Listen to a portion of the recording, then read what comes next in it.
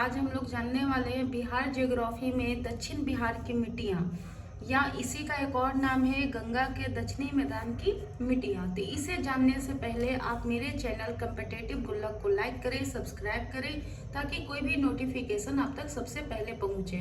तो चलिए हम लोग स्टार्ट करते हैं। तो इसमें दक्षिण बिहार की मिट्टियों में सबसे पहले मिट्टी का नाम आता है ताल मिट्टी। ताल मिट्टी या इसी को ताल मिट्टी भी कहा जाता है। ठीक है, ताल कही या फिर टाल कही है। तो यहाँ पे क्या होता है कि अगर इसका हम लोग विस्तार देखें, ठीक है, तो यह गंगा के ठीक दक्षिण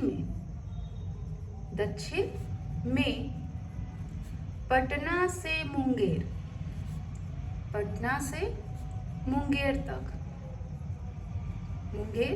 तक 5 से 10 किलोमीटर चौड़ी 5 से 10 किलोमीटर चौड़ी एक संकरी पट्टी है। क्या है? तो एक संकरी पट्टी के रूप में यह मिट्टी पाई जाती है। ठीक है, तो अगर इसे हम लोग मैप में देखें तो इस तरीके से बिहार का मैप बना लीजिएगा। ठीक है, तो ये बिहार का मैप हो गया। तो यहाँ पे इस तरीके से क्या हो गया, गंगा नदी। ये कौन सा नदी है? गंगा नदी है। ठीक है, तो यहाँ पे पटना है, और यहाँ पे है मुंगेर। यहाँ पे क्या हो गया? मुंगेर। तो यह जो पटना से मुंगेर के बीच में यह 5 से 10 किलोमीटर चौड़ी संकरी पट्टी के रूप में पाई जाती है। कौन सी मिट्टी? ताल मिट्टी। इसके बाद आप कह सकते हैं कि यह वर्षा ऋतु में यह जो ताल क्षेत्र अक्सर डूबा हुआ होता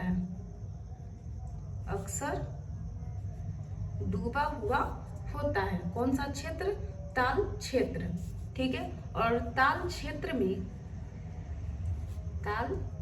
में दलहनी पौधे अधिक उपजाए जाते हैं। ठीक है, जैसे कि गेहूं हो गया, मटर, मसूर, चना। ठीक है, ये आदि फसलें जो है ताल क्षेत्र में बहुत ही ज्यादा मात्रा में होती है। इसके बाद हम लोग दूसरे मिट्टी के बारे में जानते हैं, जिसे पुरानी जलोढ़ मिट्टी के नाम से जाना जाता है। अरे पुरानी जलोढ़ मिट्टी के बारे में, तो यह बिहार के दक्षिणी मैदान में इसका सर्वाधिक विस्तार हुआ है। ठीक है, जिसे पुरानी जलोढ़ मिट्टी भी जानते हैं, पुरानी जलोढ़ मिट्टी के नाम से जानते हैं। साथ ही साथ इन मिट्टियों का अगर निर्माण के बारे में बात करें तो इन मिट्टियों का निर्माण नदियों के अवसाद से हुआ है। नदियों के अवसाद से हुआ है। साथ ही साथ दक्षिण बिहार की नदियां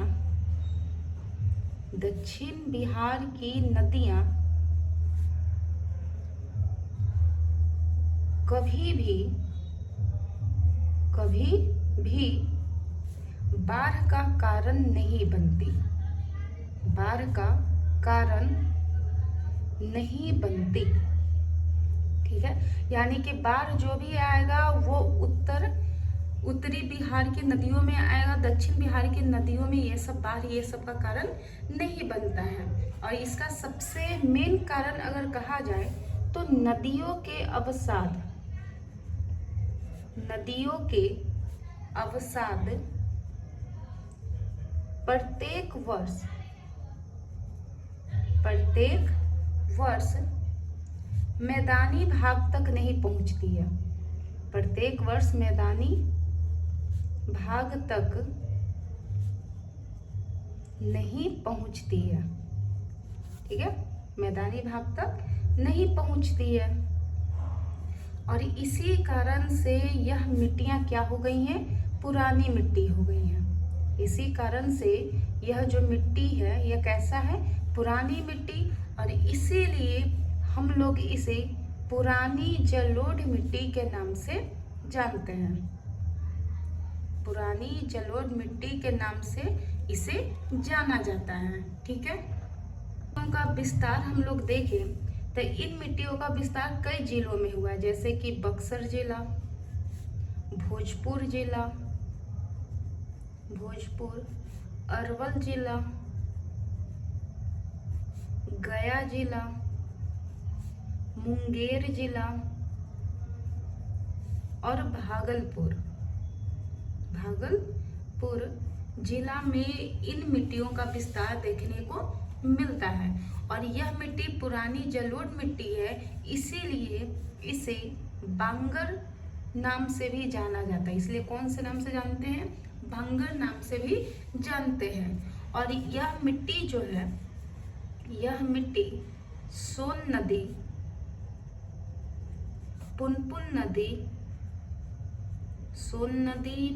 नदी और फल्गु नदी के दोआब में विस्तृत है। दोआब में क्या है, विस्तृत है। इन नदियों का विस्तार देखने को मिलता है। अगले मृदा का नाम है दक्षिण के पठारी मृदा। तो चलिए उसे भी हम लोग समझने का प्रयास करते हैं। करें हम लोग दक्षिण के पठारी मृदा के बारे में, तो सबसे पहली मृदा आती है बलथर मृदा। तो अगर इन मिट्टियों का विस्तार अगर हम लोग कहें तो इन मिट्टियों का विस्तार कैमूर की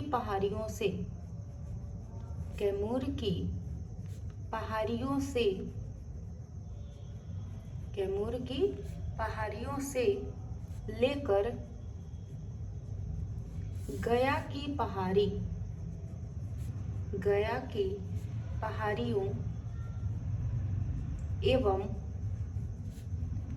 मुंगेर की पहाड़ियों में देखने को मिलता है। मुंगेर की पहाड़ियों में देखने को मिलता है। कौन सा मृदा, बलथर मृदा। इसके बाद बात करें विंध्यन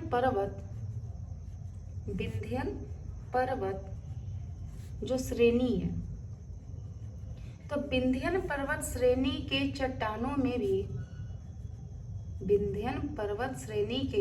चट्टानों में और धारवार क्रम के चट्टानों में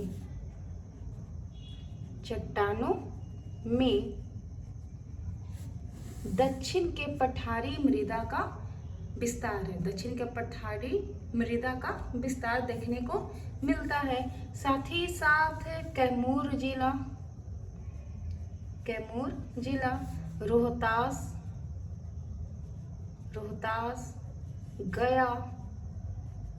गया जिला, नवादा और मुंगेर। ठीक है, तो इन सभी के जो दक्षिण सीमावर्ती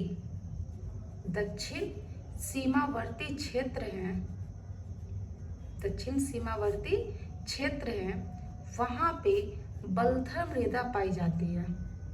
कौन सी मृदा पाई जाती है, बलथर मृदा पाई जाती है। यानी आप बलथर मृदा को ही यहाँ पे पठारी मृदा के नाम से भी जाना जा रहा था। आप इसे यहाँ पे मैप से भी देख सकते हैं।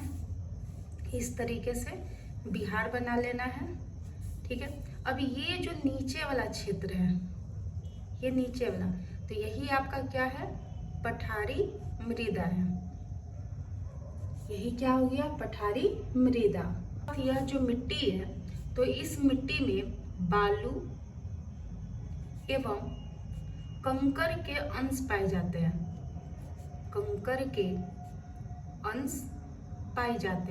ठीक है, कौन से मृदा में, तो पठारी मृदा में। और साथ ही साथ अगर उर्वरता की दृष्टिकोण से देखा जाए तो उर्वरता के दृष्टिकोण से यह जो मिट्टी है यह मध्यम वर्ग का मिट्टी है, मध्यम वर्ग की मिट्टी इसे माना जाता है। ठीक है, और बलथल मृदा के, ठीक है, अगर बलथल मृदा के बारे में और हम लोग बात करें तो बलथल मृदा के दक्षिण पश्चिमी भाग, दक्षिण पश्चिमी भाग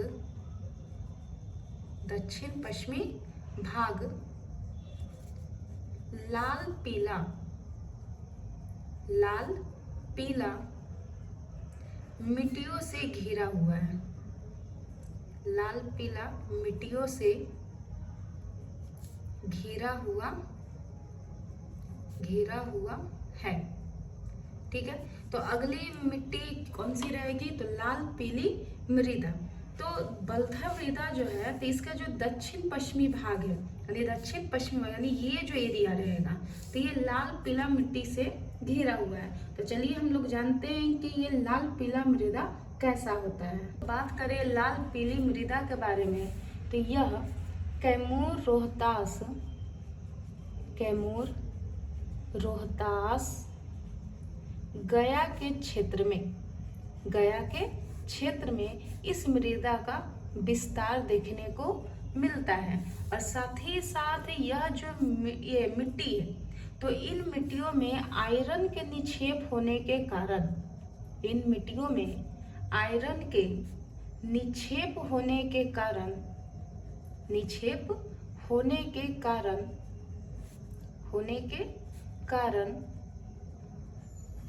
इस मिट्टी का रंग कैसा है, तो इस मिट्टी का रंग लाल है। निक्षेप कहने का मतलब होता है कि इस मृदा में जो आयरन है इसकी मात्रा बहुत ही ज़्यादा है, प्रचुर मात्रा में, जिसके कारण इस मिट्टी का यानी मृदा का जो कलर हो गया वह कैसा हो गया, रेड हो गया है। और उर्वरता के दृष्टिकोण से अगर देखा जाए, उर्वरता की दृष्टिकोण से तो यह भी एक तरीके से मध्यम वर्ग का ही मृदा है। ठीक है, मृदा कही या फिर इसे मिट्टी कही है, तो ये भी मध्यम वर्ग का ही मृदा देखने को मिलता है। इसके बाद दक्षिण बिहार की मृदाओं के बारे में अगर बात करें तो सबसे अंतिम मृदा है लाल बलुई मिट्टी, लाल बलुई मिट्टी। तो चलिए इसे भी हम लोग जानने का प्रयास करते हैं। तो लाल बलुई मिट्टी के बारे में कहा जाए तो बिहार का जो दक्षिण पश्चिमी हिस्सा है, बिहार का दक्षिण पश्चिमी हिस्सा, ठीक है, तो इस हिस्से में जो एक संकीर्ण क्षेत्र है, संकीर्ण क्षेत्र, यहाँ पे लाल बलुई मिट्टी पाई जाती है। ठीक है, और साथ ही साथ अगर लाल बलुई मिट्टी का विस्तार अगर कहा जाए तो यह कैमूर तथा रोहतास जिला में सबसे ज़्यादा देखने को मिलता है। ठीक है, और उर्वरता के दृष्टिकोण से यह भी एक मध्यम वर्ग का ही मृदा माना जाता है, मध्यम वर्ग का मृदा माना जाता है। और इन मिट्टियों के निर्माण में अगर कहा जाए कि इस मिट्टी का निर्माण कैसे हुआ, तो इन मिट्टियों के निर्माण में विंध्यन पर्वत यानी विंध्यन पर्वत के या फिर क्रम कहिए, विंध्यन क्रम के जो चट्टान है, ये छोड़िए, विंध्यन क्रम के चट्टानों का सर्वाधिक योगदान है, सर्वाधिक योगदान माना जाता है।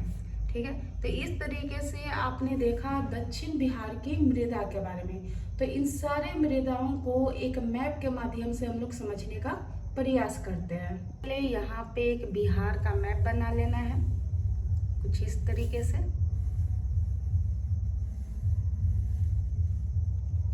कुछ इस तरीके से बिहार का मैप बना लीजिए। यहाँ से ऐसे होते हुए यह कौन सी नदी गई? गंगा नदी, गंगा नदी। ठीक है, अब यहाँ पे अगर देखिएगा तो यहाँ से तो आपको पता है कि यह घाघरा नदी है। ये कौन सी नदी है? घाघरा नदी, यह घाघरा नदी हो गई। यहाँ से चंपारण से होते हुए कौन सी नदी आती है? तो गंडक नदी। कौन सी नदी? गंडक नदी।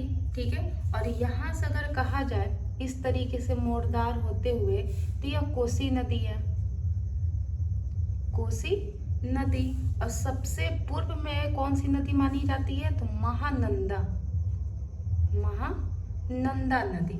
ठीक है, तो अगर कहा जाए तो बिहार के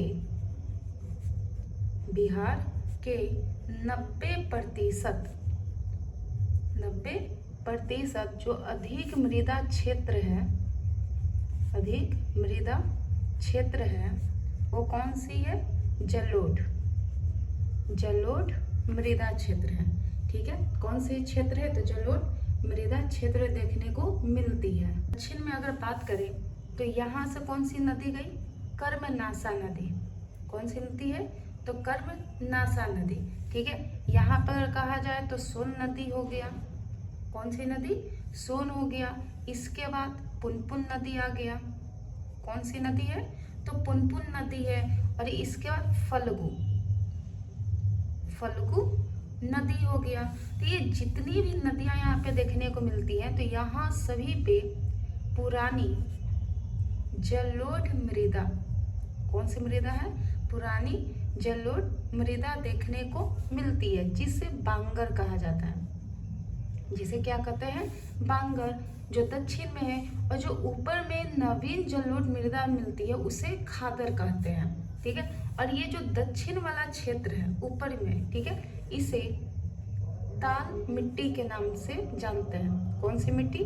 ताल मिट्टी या फिर मृदा के नाम से इसे जाना जाता है। तो इस तरीके से हम लोगों ने बिहार के सभी मिट्टियों के बारे में जानकारी हासिल कर ली। तो अगर आपको कोई भी डाउट हो तो आप प्लीज़ कमेंट करें और ज़्यादा से ज़्यादा लाइक और सब्सक्राइब करें।